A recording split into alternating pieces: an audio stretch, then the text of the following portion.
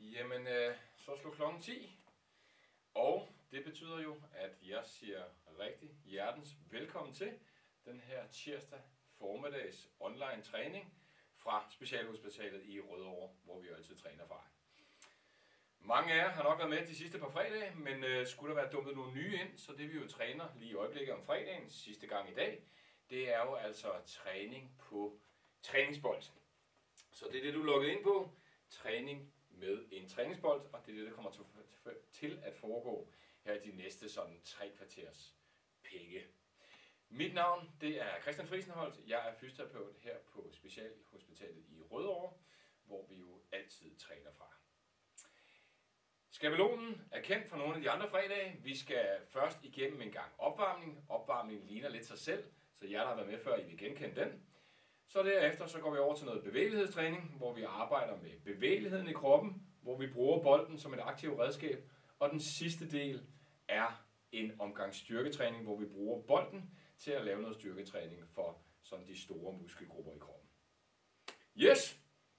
Så det er det, du logger ind på, og som jeg håber, du er frisk på. Og lad os da bare komme i gang. Du starter med at sætte dig på bolden, og så lige så stille, ligesom de andre gange, så prøver vi lige sådan at starte med at få kroppen lidt i gang. Og det gør du helt konkret ved at sidde sådan og bounce lidt på bolden, hoppe, bounce på bolden, med sådan stille og roligt afslappede arme. Og det behøver ikke at være noget voldsomt tempo, bare sådan lige så stille, lige sidde, få en fornemmelse af bolden, lige få lidt gang i fødderne, lidt gang i benene, nok mere rigtigt at sige, bare lige sådan for at vække systemet lidt. Nogle gange tænk på, at du sådan lader armene hænge og slaske lidt, og du bare sådan lige så stille sidder og hopper kroppen i gang. Ja. Godt.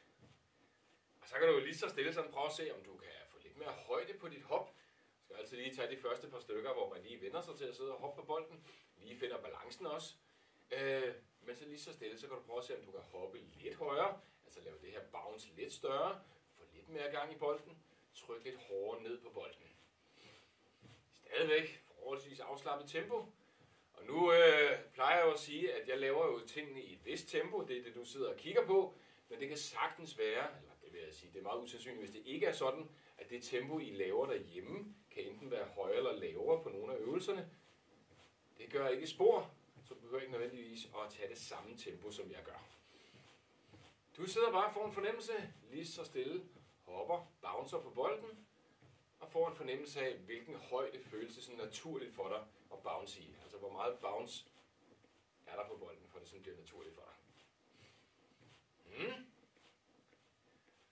Godt. Når du så ligesom har fundet den højde, så fortsætter du bouncet, og så lige så stille, så tager vi armene med, og det vil sige, hver gang du sådan laver et bounce, hver gang du trykker ned på bolden, så prøver du at række en arm op i luften. Stille og roligt, op og ned. Ja, prøv at se, om du kan koordinere det, og igen, uanset hvilket tempo du er i, om det er højere eller lavere end mit tempo, eller måske det samme, så prøv at koordinere det sådan, så du bouncer på bolden, hver gang du rækker en arm opad. Ja. Hvis du ikke kan komme herop med armene, så kan du altså også lave det her ved at række fremad. Men hvis du kan, så prøv som udgangspunkt at være så højt op som muligt. Ja. Godt. Vi kommer lige ned og går lidt igen. Går er ikke rigtigt at sige, men vi sidder og bouncer. Ja. Prøv lige at række op igen et par gange. Stille og roligt mod loftet. Prøv at holde rytmen, prøv at holde tempoet. Prøv at holde højden på det bounce, du nu har fundet. Stille og roligt. Op og ned. Ja. Godt. Ja.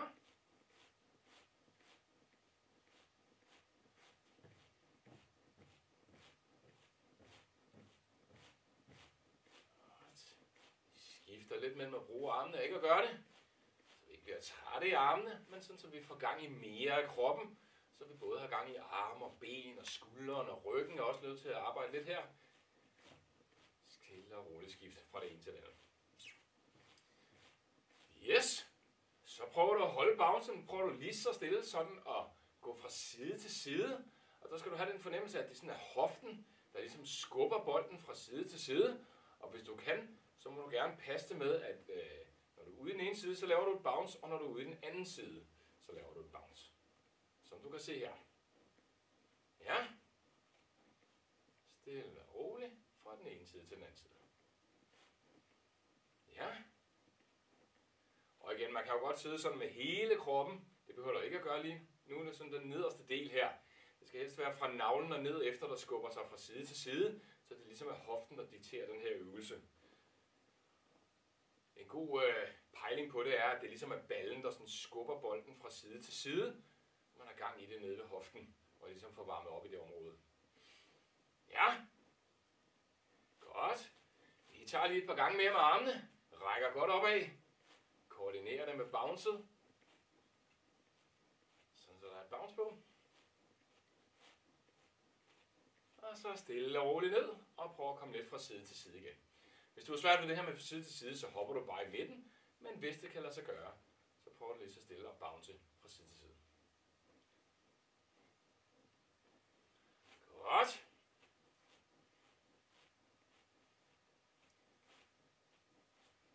Perfekt. Godt. Nu vender jeg mig lige sådan her, bare så du kan se, hvad jeg laver. For nu skal vi have gang i et tovtrækningsøvelse. Og det vil sige, nu forestiller vi os, at vi har et meget langt tov foran os. Det skal vi prøve at trække i land, og det gør vi ved, at vi trækker skiftesvis med den ene og den anden arm, sådan en god stor bevægelse, hvor vi ligesom får skuldrene med i bevægelsen, og hvor du stadigvæk prøver at koordinere det med det bounce, du laver.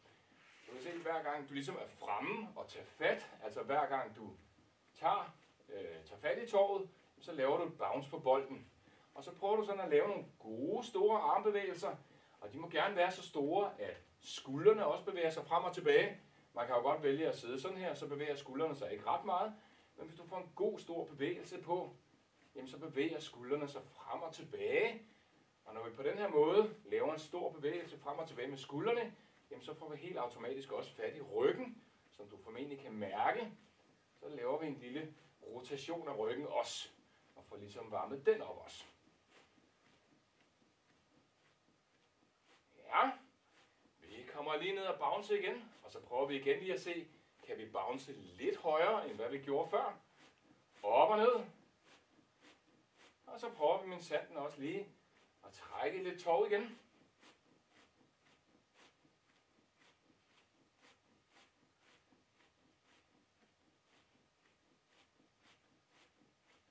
Yes.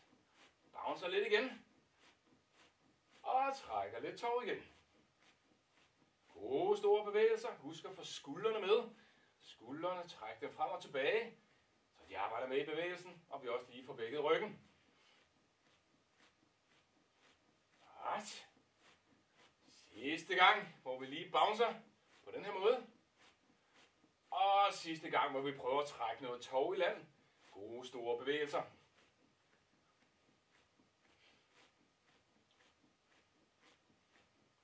Perfekt.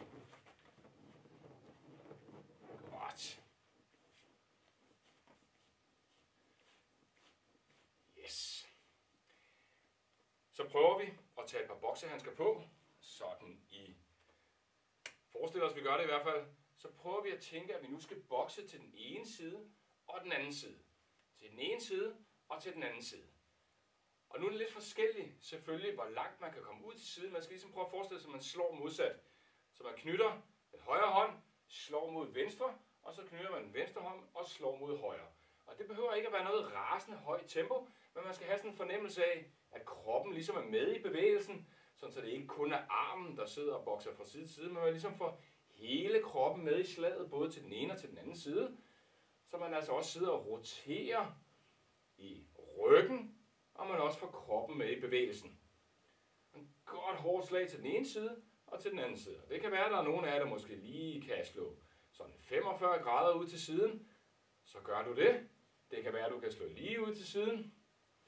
Det kan også være, at der er nogen, der er så smidige, at de faktisk kan slå bag ved sig. Altså slå til noget, der står bag ved dig. Hvis du kan det, så gør du det. Men uanset hvor du er henne, så prøver du at få kroppen med i bevægelsen. Ja, så måske herude, måske her, lige til siden, eller måske endda, hvor du slår noget, der står bag ved dig. Ja, prøv at finde, hvad der sådan passer bedst til dig, men hele tiden, som sagt, have kroppen med i bevægelsen.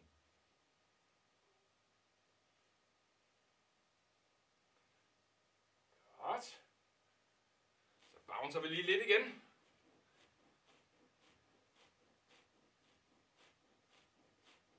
Og bouncer lidt til siderne. Hoften med i det. Og så prøver vi igen lige at slå lidt til siden. Eller bagud, eller skråt frem. Hvad du nu er landet på.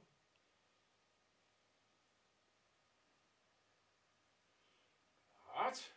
Og husk nu, kroppen med i bevægelsen, så det ikke kun er armene, der slår, men så hele kroppen ligesom er med. Få den der fornemmelse af, at kroppen ligesom sender armen afsted til den ene og til den anden side. Godt. Det prøver vi lige sidste gang. Lige løsne en lille smule med et par hop i midten. Og så prøver vi lige at slå en gang til.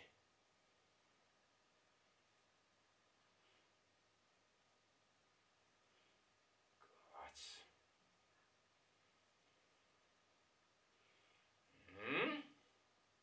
Perfekt.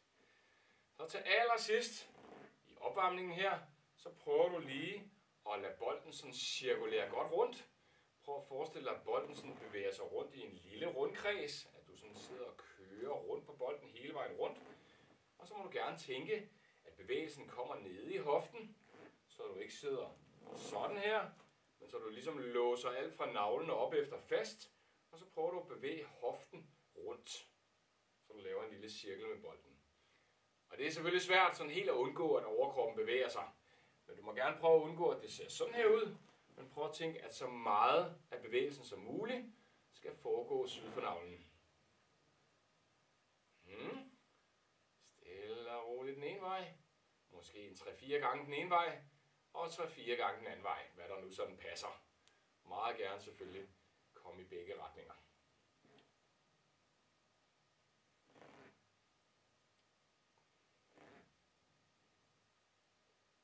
Godt. Og vi tager lige et par små bounce. Bare lige for at afslutte opvarmningen.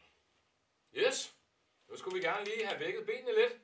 Gerne sådan have vækket kroppen lidt, vækket ryggen lidt, vækket armene lidt. Også fået lidt gang i nakken. Regning på den. Sådan så vi naturligt nu kan glide over og arbejde lidt med bevægeligheden i kroppen. Den første øvelse, vi skal have fat i der, det er faktisk stående. Det vil sige, at du prøver at rejse dig op. Så tager du din bold. Så sørger du for, at du har sådan et godt greb i underlaget. Hvis du forestiller dig, at du stiller fødderne med sådan en hoftebreddes afstand, og så lige giver den en nyk ekstra, så du står lidt bredere end en hoftebredde.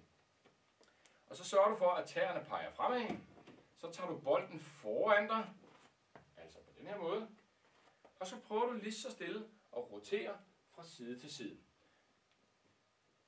Og det du skal tænke på, der er sådan 2 ting, du skal tænke på her. Det er, at du må gerne sådan prøve at bruge alt, hvad du har i kroppen til at komme så langt rundt som muligt. Det vil sige, at du må gerne rotere i ryggen, du må gerne rotere i hoften, du må gerne rotere i knæene og i anklerne. Altså alt, hvad der skal til for ligesom at få bolden så langt rundt som muligt. Lave en så stor cirkel som muligt med bolden, men uden at du flytter fødderne. Så fødderne, de skal blive, hvor de er. Og så prøver du lige så stille sådan at rotere, ja, altså få bolden så langt rundt, både til den ene og den anden side som muligt, uden at du skal til at flytte fødderne. Og det man jo kan bruge her, hvis jeg nu forestiller, at jeg laver den uden bold, altså sådan her, så kan jeg måske komme hertil. Men hvis bolden er med, og jeg derved har lidt vægt, jeg kan slynge fra side til side, jamen så kan det momentum, altså den vægt, jeg ligesom slynger, får i bevægelse, kan jeg sådan lige øge bevægelsen lidt, få et par grader ekstra på rotationen her, så du kommer lidt længere rundt. Stille og roligt, fra den ene side til den anden side, hvor du bruger bolden aktivt. Så får du den der fornemmelse af, at det ikke er sådan en styret bevægelse. Det skal ikke være sådan en robotbevægelse, hvor du styrer bolden, både den ene og den anden måde.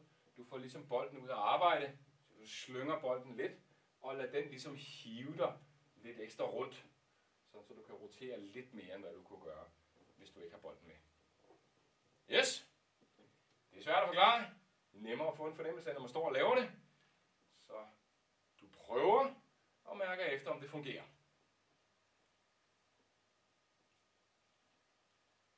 Right.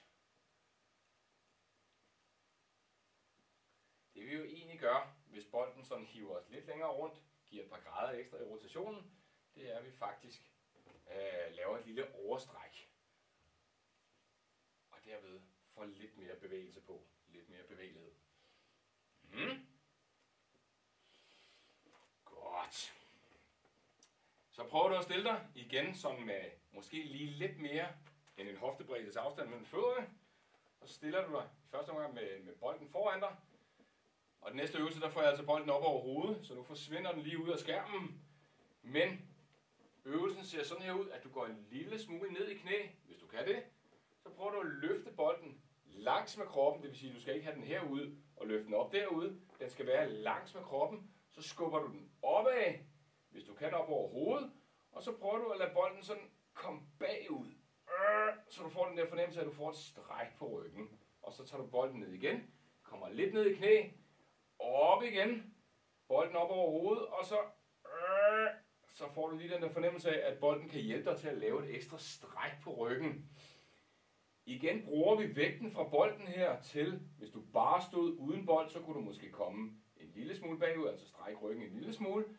Men når du ligesom har vægten fra bolden, som jo faktisk er en del, når vi er helt ude, når bolden er så langt væk fra kroppen, så kan du bruge bolden til sådan lige at strække lidt ekstra. Og det må gerne være den der fornemmelse. Den der lyd, jeg laver, du ved, når man sådan lige kommer dertil, hvor vævet vil være med, og så tænker, den skal lige have et nøk ekstra. Det skal selvfølgelig ikke gøre ondt. Det skal være inden for rimelighedens grænser, men nu gerne sådan have den der fornemmelse af, at du med bolden ligesom kan strække ryggen lidt mere, end hvad du vil kunne gøre, hvis du ikke havde bolden med dig.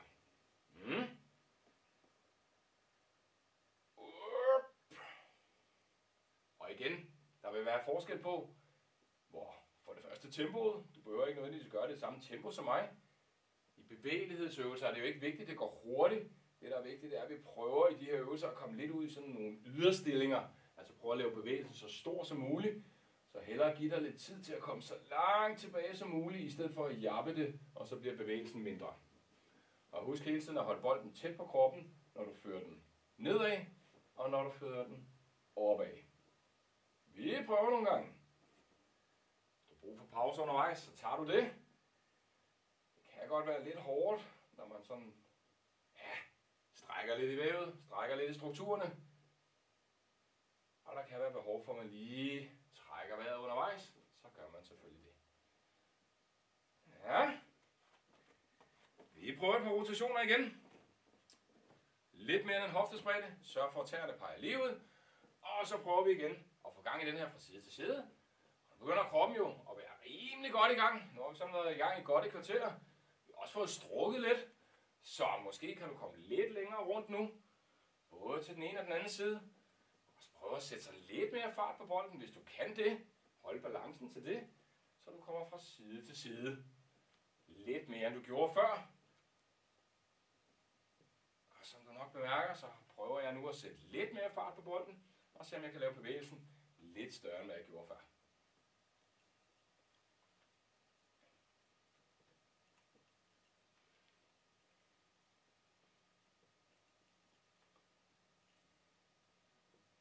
Godt. Perfekt. Og vi tager lige en tur mere med rygstrækket. Så foran kroppen i bolden. Sørg for at fødderne står rigtigt, at tæerne peger fremad. Lidt ned i knæ. Bolden op langs kroppen foran ansigtet. Og så bagover og lave et godt stræk på ryggen. Godt ned igen. Op over hovedet. Og bagover. Det er jo sådan, kan man sige, vi arbejder lidt modsat her. Den der normale stilling, som de fleste jo har i hverdagen. De fleste ting, vi laver, de er jo sådan foran os, hvor vi skal have skuldrene frem, bøje ryggen lidt. Måske sidde med nakken hernede, for eksempel ved en computer. Så det er jo rigtig godt for det første at få armene herop. Det er der mange, der ikke gør særlig tit. Og så derudover prøve at arbejde baglæns. Få et stræk på ryggen. Få skuldrene bagud.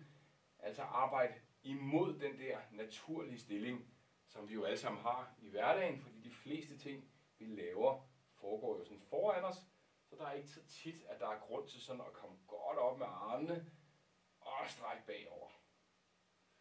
Nu ved jeg selvfølgelig godt, at det er der nogen, der gør. Der er nogen, der kommer herop med armene jævnligt, på grund af deres job, eller på grund af indretningen derhjemme, eller hvad ved jeg.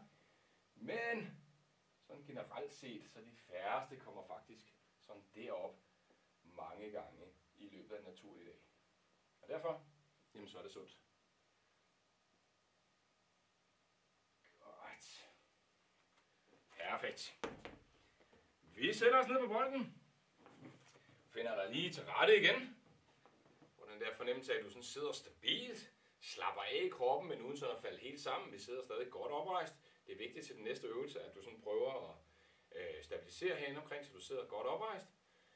Så prøver vi at tage den ene arm, række op mod loftet, og så skal vi forestille os, at hvis det er muligt, så rækker vi ikke kun op mod loftet, så rækker vi også sådan en lille smule ind over hovedet. Så øvelsen ser lidt sådan der ud. Ja?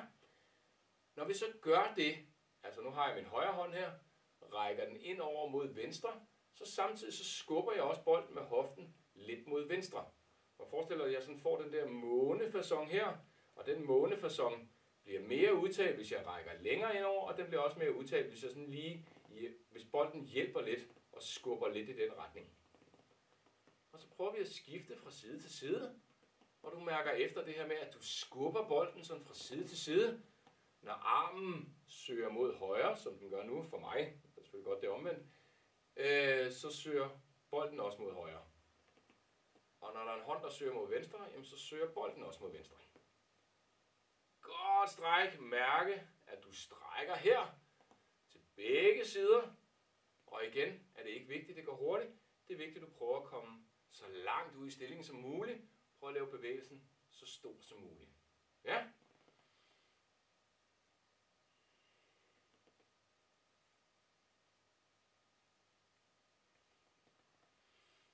Og det er også sådan en, der godt kan udløse den der lyd.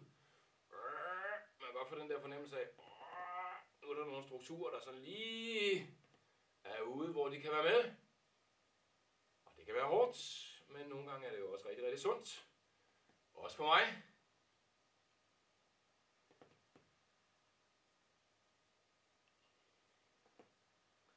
Det er faktisk en af de ting, jeg har fået at vide mange gange, at jeg burde lave lidt mere smidighedstræning, bevægelighedstræning, og det er fuldstændig rigtigt.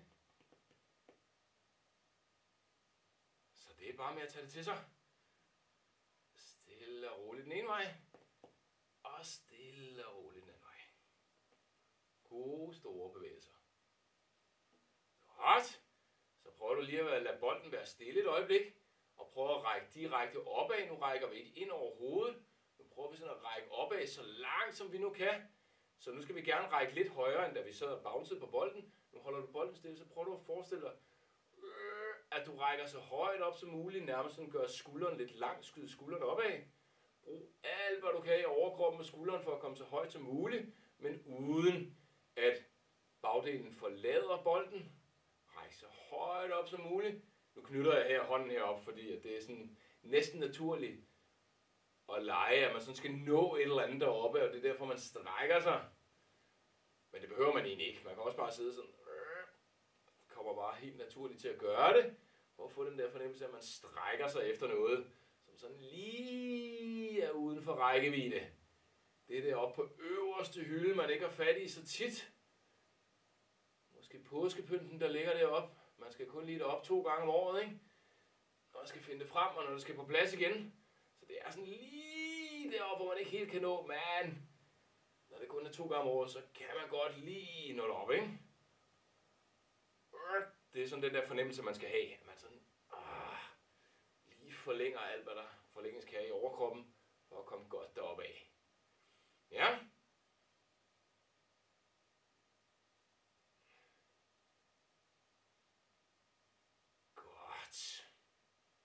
Yes. Og vi kommer lige ned på jorden igen, skulle jeg til at sige, på bolden. Så tager du dig selv om skuldrene, eller på skuldrene, og så prøver du lige så stille sådan og rotere fra side til side i sådan et godt roligt tempo. Stille og roligt fra den ene side til den anden side, hvor du ligesom holder gang i bevægelsen hele tiden.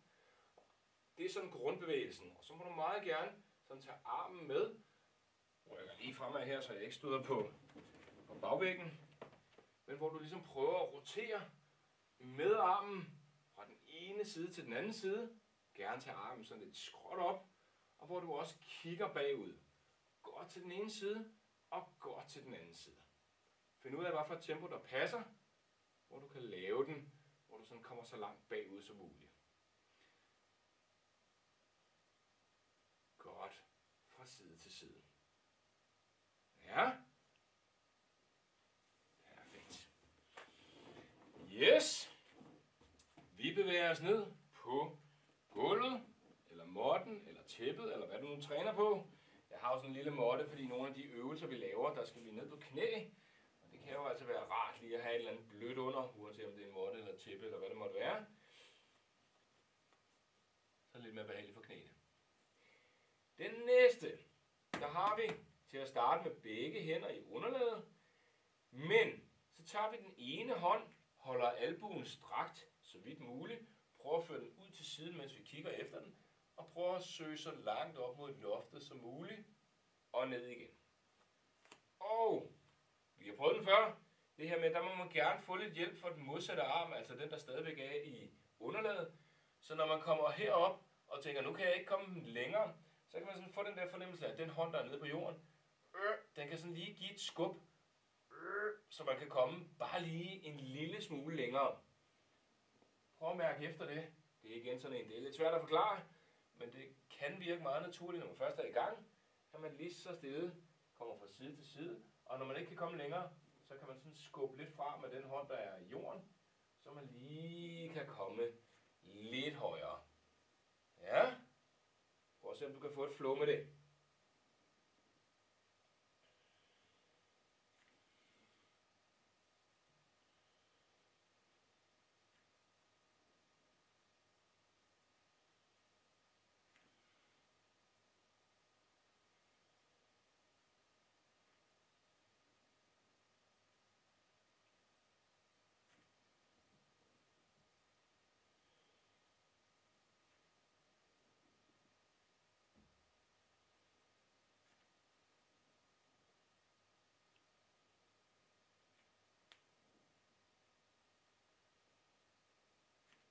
Et par gange mere.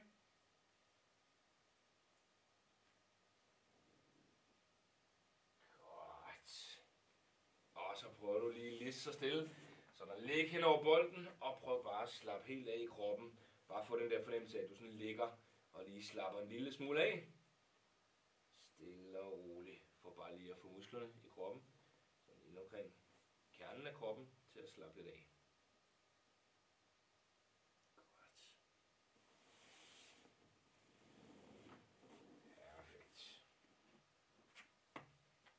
Yes!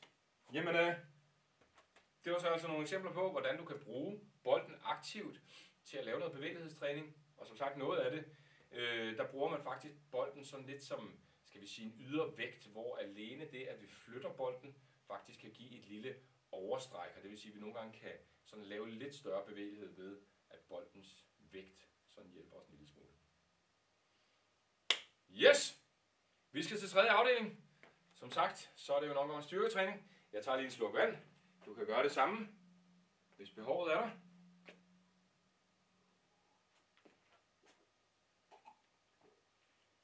Og styrketræningen er, ligesom de andre gange, så har jeg 2 afdelinger med. Nogle kendte øvelser og noget nyt, som jeg aldrig helt kan lade være med. Men skabelonen er den samme. Vi har 2 afdelinger. Hver afdeling har 4 øvelser. Hver af de 4 øvelser skal vi igennem 3 gange, og vi laver øvelserne i 40 sekunder ad gangen. Jeg viser lige de 4 øvelser i første omgang, eller i første afdeling. Øvelse 1 vil være kendt for dem, der har været med før. Den er bare så pokkers vigtig. Derfor så vil jeg gerne have den med hver gang. Det er det her rygløft, rygstræk, hvad vi nu vælger at kalde det, hvor vi ligger hen over bolden, og så prøver vi at strække ryggen.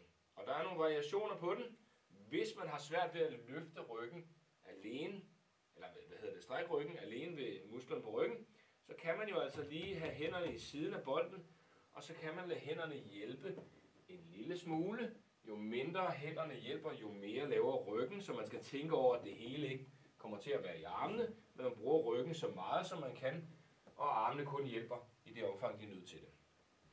Hvis man ikke behøver armene overhovedet, så kan man tage dem ned langs siden, og så kan man strække ryggen og komme ned igen, uden at bruge armene overhovedet. Det vælger du selv. Den næste, der er sådan lidt variation på den. Man kan lave den meget sværere, eller man kan lave den lidt mindre sværere. Grundøvelsen, det er, at man løfter det ene ben med strak knæ så højt op, som man kan, og løfter ned igen, og så løfter man det andet så højt op, som man kan, med så vidt muligt strak knæ. Hvis man kan stabilisere nok til det, så kan man sætte det sammen med, at man også løfter den modsatte arm. Så når jeg løfter venstre ben, så løfter jeg også højre arm, og når jeg løfter højre ben, så løfter jeg venstre arm. Altså laver sådan et modsat krydsløft. Det kan man gøre, eller man kan også med at gøre det med benene. Den næste, der prøver vi også at udnytte, at der er lidt vægt i bolden. Så skal vi have gang i især lårbasserne. Og det gør vi ved, at vi tager bolden foran os, holder den sådan lige lidt over navlen. Så prøver vi at holde ryggen ret. Det er vigtigt, at du ikke bøjer forover på den her øvelse, men holder ryggen ret. Så prøver du at træde fremad, komme lidt ned i knæ og komme tilbage igen. Altså lunges, som nogen kender det som, og tilbage igen.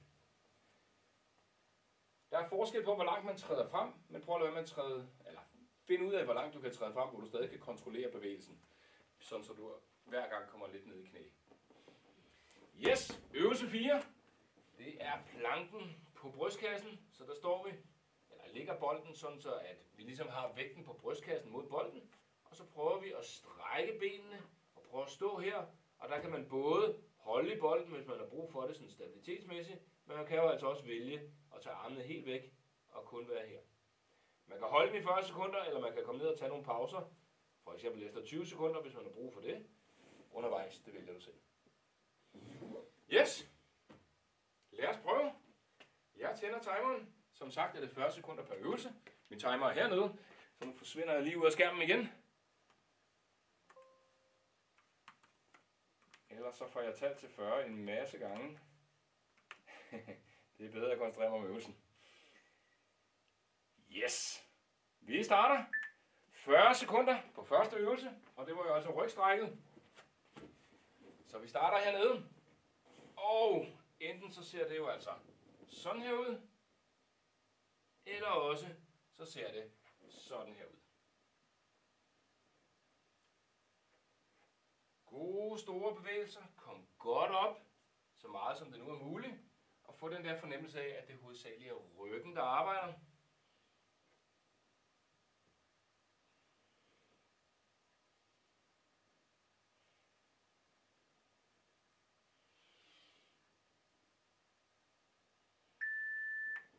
Godt. Nye 40 sekunder, øvelse 2, og det var altså den her, hvor du enten kunne løfte et ben ad gangen med strak knæ, og du kunne også vælge at tage den modsatte arm med og løfte venstre ben, højre arm, og højre ben, venstre arm.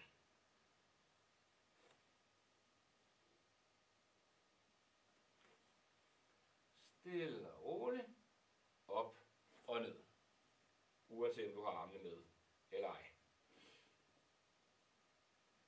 Ja.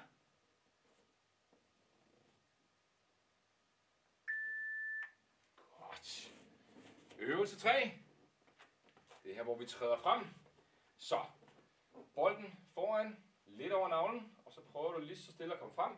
Kom lidt ned i knæet og træd tilbage igen. Ja. Bemærk det her med, at der er ikke noget tidspunkt, hvor jeg sådan læner mig forover. Jeg begynder ikke at stå sådan her. Jeg hele tiden prøver at holde ryggen strakt. Bøje knæet, uden at jeg bevæger mig forlæns. Nu laver jeg det på måtten. Hvis du kommer til det, så vil du hurtigt finde ud af, at det er selvfølgelig lidt mere ustabilt. Så man kan gå uden for måtten og så lige lave det på gulvet. Så er det lidt nemmere at holde balancen på den. Yes! Øvelse 4. Planken. Vi sørger for, at bolden hviler sådan omkring brystkassen. Og så kan vi jo lige starte med at komme op, hvor vi lige sådan har kontakt med bolden, kan mærke den. Så vi er helt sikre på, at vi er stabile i positionen. Det kan også være, at man har behov for lige at mærke efter i gulvet. Men hvis man kan, så kommer man herop. Og hvis man ovenikøbet har mulighed for det, jamen så kan man prøve at lægge armene ned langs siden. Og prøve at se, om man kan stabilisere her. Det er jo altså herinde omkring kernemuskulaturen, core-muskulaturen, vi skal have fat her. Og eventuelt, hvis du har behov for det, så kom ned og tage nogle pauser undervejs. Og komme op i positionen igen, uanset hvordan det ser ud. Yes!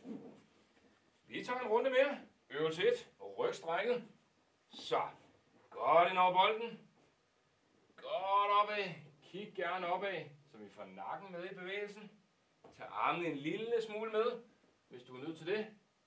Eller fjern armene fuldstændig ned langs siden. Og lad ryggen lave arbejdet. Det kan du også.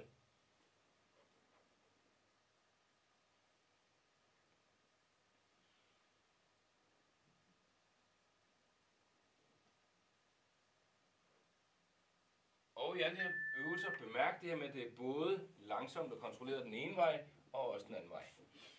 Godt. Det næste, der hvor vi løfter benet med strak knæ, og enten nøjes med benet, eller også sætter vi det lige på, at vi tager modsat arm og ben.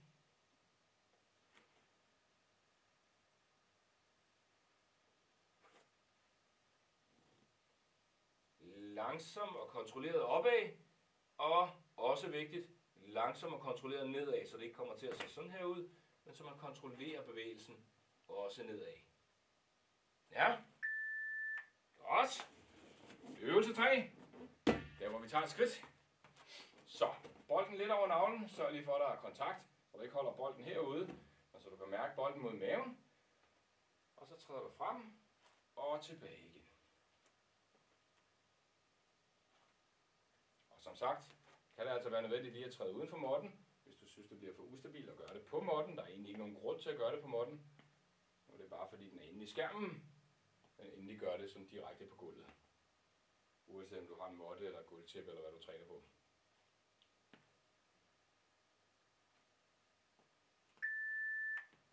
Godt. Øvelse 4. Planken igen. Så. Kontakt med brystkassen. Det er der vægten skal være. Brystkassen mod bolden. Og så prøver du at løfte, altså strække knæene og prøve at stabilisere her. Og hvis du kan, væk med armene. Hvad man også hurtigt finder ud af her, det er jo altså, jo højere man ligesom placerer bolden, jamen jo mere kræver det af muskulaturen herinde omkring kernen, omkring maven og ryggen. Det er noget hårdere at være her, end det er for eksempel at være her. Så der kan du lige prøve at regulere efter, altså der hvor du kan være med, men hvor det stadigvæk er til at have med at gøre. Godt. Øvelse 1 igen. Rygløftet. Sidste omgang med den. Godt op og godt ned.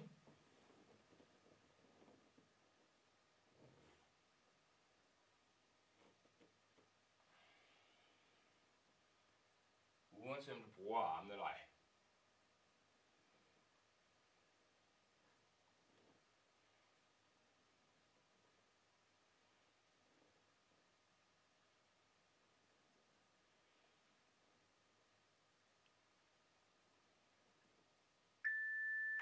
Godt. Så bliver det til modsat løftet. Altså modsat arm og ben, hvis du har både arm og ben med i den.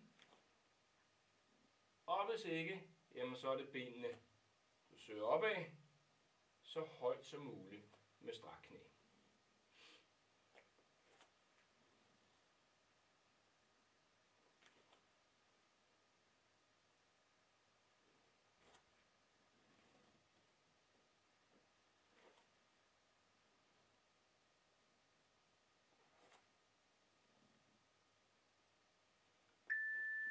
Godt. Sidste runde med skridtet. Så. Træd fremad, lidt ned i knæ, og tilbage igen.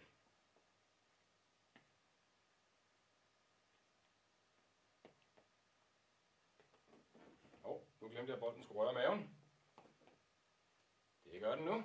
Hele tiden sørg for, at bolden ligesom har kontakt, så den ikke kommer for langt væk fra kroppen.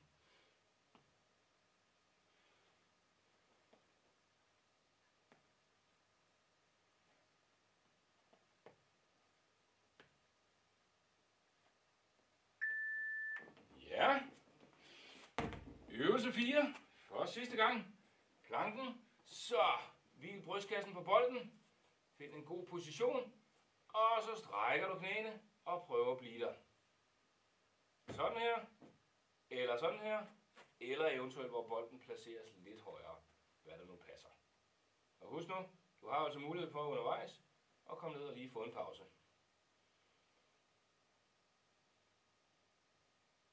Ja. Der er lige 5 sekunder tilbage.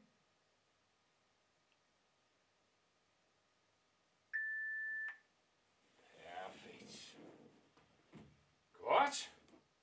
Jamen det var første runde. Jeg nulstiller lige timeren.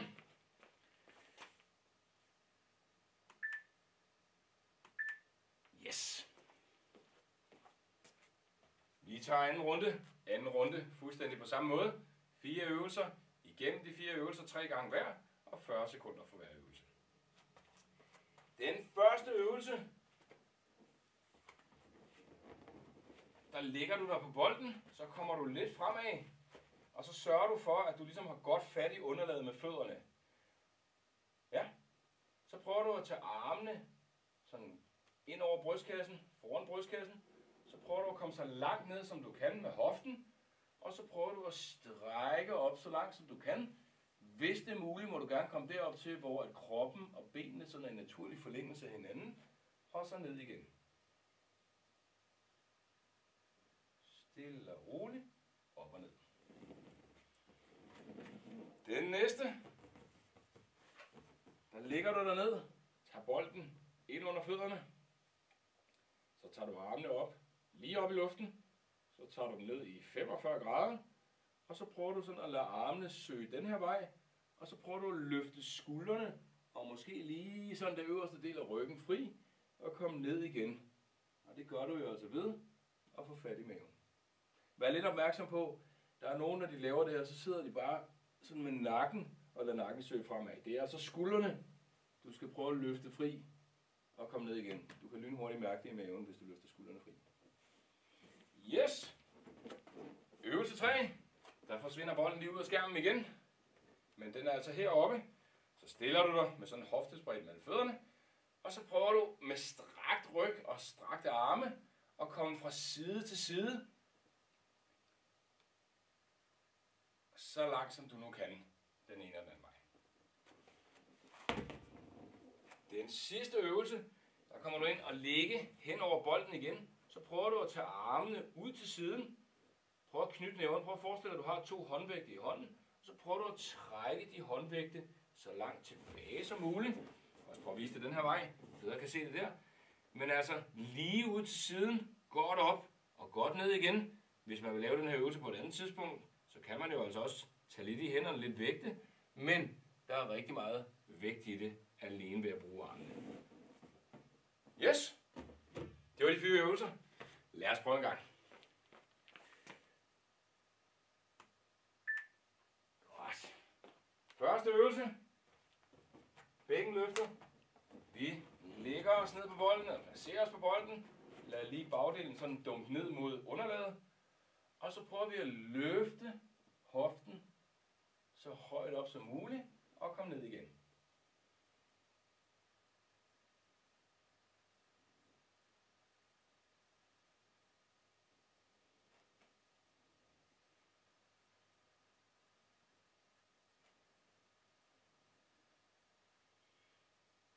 Og husk, hvis man kan komme helt derop til, hvor at kroppen sådan er en naturlig forlængelse af benene, så er det helt optimalt, og ellers så tæt på det som muligt. Godt. Vi tager bolden under fødderne, eller under benene. Sørg lige for, at bolden har kontakt med baglårene, så den er godt tæt på. Hænderne op, hænderne i 45 graders vinkel. Og så prøver vi at løfte skuldrene og lade armene komme så langt den retning, som det nu kan lade sig gøre.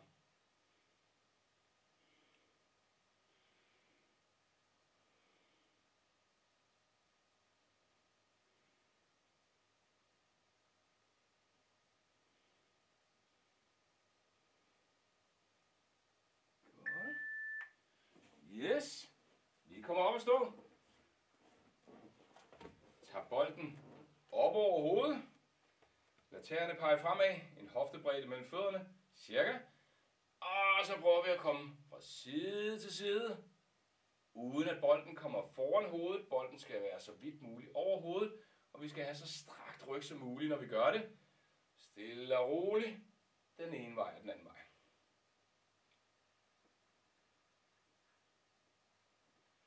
Ja.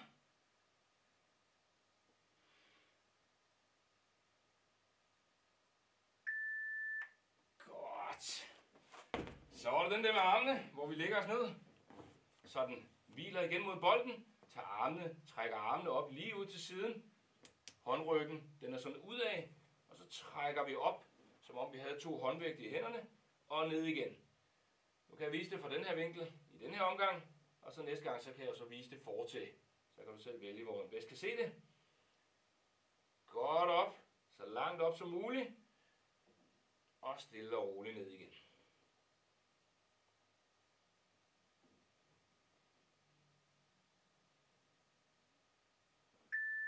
Ja. Så starter vi anden runde. Og første øvelse, det var altså her, hvor vi skulle løfte hoften. Bækkenløftet. Så. Du placerer dig. Hoften godt ned mod underlaget. Og så prøver du at trække op. Jeg skal lige have bolden lidt på plads, skal jeg med. Og trække hoften så langt op som muligt. Og ned igen. Og det man også hurtigt finder ud af, det er, at hvis man prøver at lade nakken følge med, så er det nemmere at lave. Hvis man hele tiden kigger på det, man laver, så er det svært sådan at komme højt op. Men hvis man derimod lader nakken falde bagud, kigge mod loftet, så bliver det også nemmere at lade hoften, så bliver det nemmere at få hoften højere op, når man laver den her øvelse. Godt. Vi tager bolden ind under fødderne igen, ind under benene. Sørg lige for, at vi har kontakt.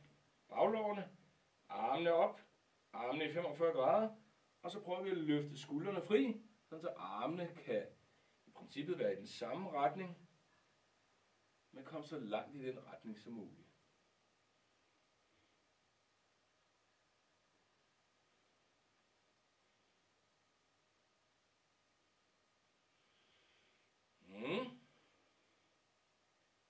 Og jeg behøver næsten ikke sige, hvor vi arbejder hen med. Det er dernede, i hvert fald sådan hovedsageligt hernede. Godt. Vi stiller os igen. Bolden op over hovedet. En hoftespredde mellem fødderne. God stabil position. Og så prøver vi lige så stille at komme fra side til side.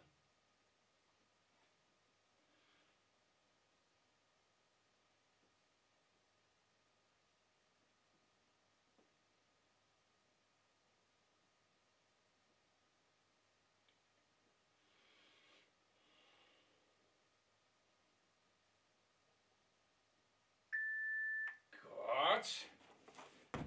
Vi kommer ned igen. Nu lader jeg vise den her forfra. Så, altså armene lige ud mod siden. Og træk dem så højt op som muligt. Og ned igen. Ja. Godt op. Og godt ned igen.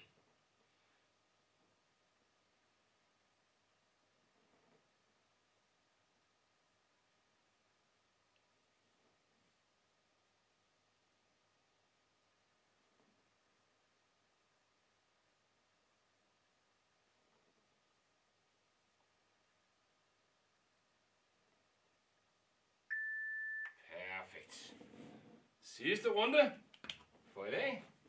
Øvelse 1. Placer os igen. Lad hoften falde godt ned her. Armene foran brystkassen. Og løfte op og gerne lad blikket følge med. Altså kig opad mod loftet.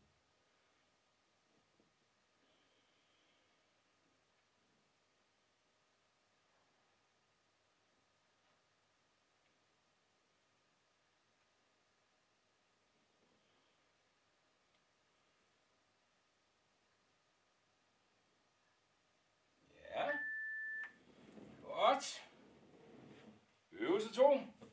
For sidste gang i dag. Ned og læg på ryggen. Ind under bolden ind under benene, sådan så den rører baglåret. Armene op. Lige op mod loftet. Ned i 45 grader. Og så prøv at løbe fri med skuldrene.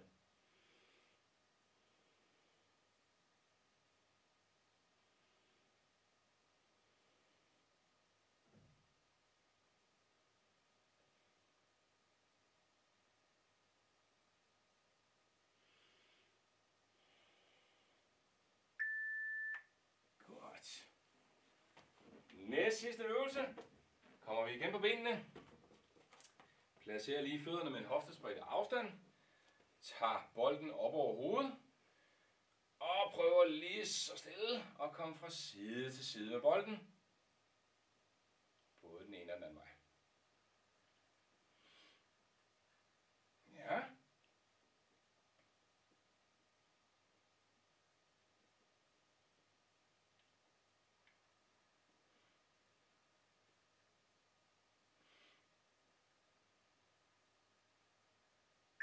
Godt. Dagens sidste øvelse. Kommer vi igen ned. Lægger os på bolden og løfter armene lige ud til siden. Godt op. Så langt op, som det nu kan lade sig gøre. Og ned igen.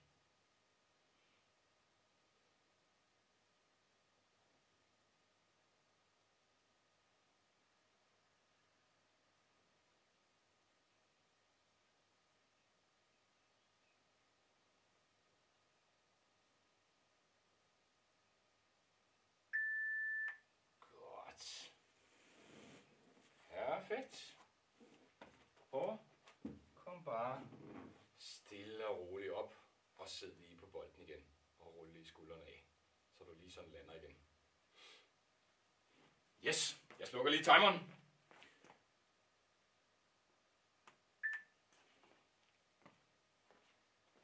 Jamen det var simpelthen det. Godt arbejde. Og som sagt, en omgang opvarmning. En omgang bruge bolden til at lave noget bevægelighed, noget smidighed i kroppen. Og til sidst altså en måde at bruge bolden til at sådan arbejde med styrketræning for nogle af de store muskelgrupper i kroppen. Der er nogen, der har spurgt til det her online tilbud, hvornår det starter op igen efter sommeren. Og efter sommeren så sker der sådan en lille skift af tider. Vi starter op det, der hedder, den 8. i 12. Eller 12. i 8. undskyld, altså den 12. august. 12. i 8. starter vi op igen efter sommeren. Men efter sommeren så bliver der en lille ændring. Vi har jo indtil videre trænet om tirsdagen kl. 10, om fredagen kl. 10. Men efter sommerferien, der bliver det altså om stadigvæk tirsdag kl. 10. Men fredagstiden, det ændrer sig til torsdag kl. 11. Så efter sommer, så bliver tiderne altså tirsdag kl. 10 og torsdag kl. 11. Så hvis du sådan er opmærksom på den her tid, fredagstiden, nu torsdagstiden, så vær lige opmærksom på det. Tirsdag kl. 10 og torsdag kl. 11. Det var det. Tusind tak for i dag. Og som sagt, mit navn det er Christian Friesenholt, og du har trænet med her live fra Specialhospitalet i Rødovre. Rigtig god weekend, og tak for nu. Hej.